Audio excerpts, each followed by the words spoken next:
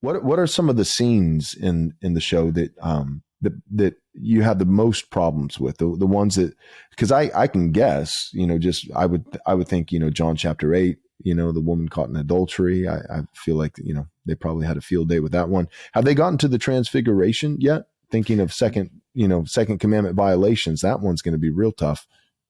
Sure. There are certain things that I'm not sure if they've gotten to yet or not. Well, full disclosure, I haven't seen the third season, so I've only watched seasons 1 and 2. I was watching it all on YouTube or on Amazon, and they haven't released the third season outside of their app, and I don't want to download the app. So, so I've not seen any of the third season episodes. I don't think that they have gotten to the transfiguration. There are some things that have happened in the background that they haven't filmed, and I think that a lot of that has been it's been mostly related to they probably just didn't have the budget to do it. For example, the scene where you had the miraculous catch when Peter bowed before Jesus and said, "Turn your eyes away from me, Lord, for I am a sinful man." When Peter was first called to follow Christ, that scene honestly was pretty good. They filmed that pretty well as far as lowering the nets into the water and then it fills with fish and they're trying to pull that into the boat.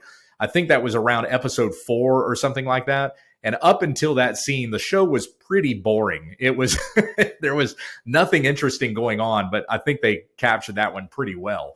Nonetheless, heading up to that scene is amusing because the disciples are coming in after a long night of fishing and they haven't caught anything and they're coming up on the shore.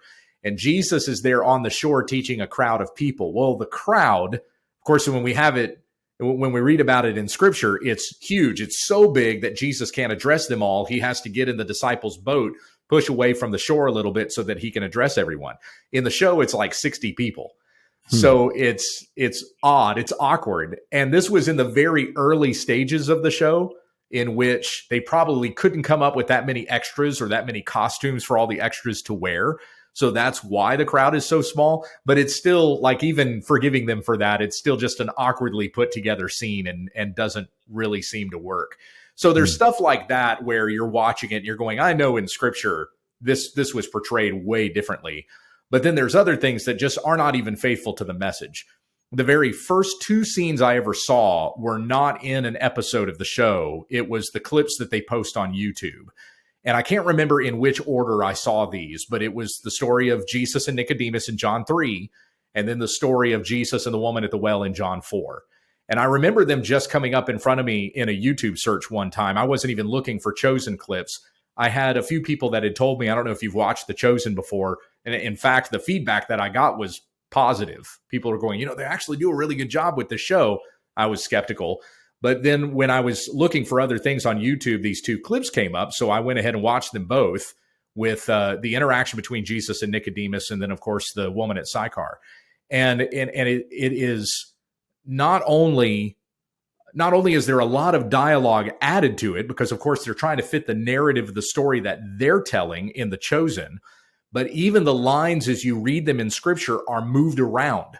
So you think you're hearing the exchange as you know it between Jesus and Nicodemus in John 3. But when you actually go to the text and read it, you realize, oh, Jesus actually said this before Nicodemus answered this way, and that changes the whole conversation. There is a particular reason why John arranged that dialogue the way that he did. We have to believe that the exchange between Jesus and Nicodemus was longer than the 3 back and forth that we, if you read the whole conversation in John 3, it takes you a minute and a half, if that, and they're stretching it out to 10 minutes. So of course the conversation was going to be longer, but John still writes that conversation in just such a way to convey the message. And when the creators of the show move lines around and add dialogue, they change the message, and they're not even trying to be faithful to what the intention was behind that conversation and where it sits in the Gospel of John.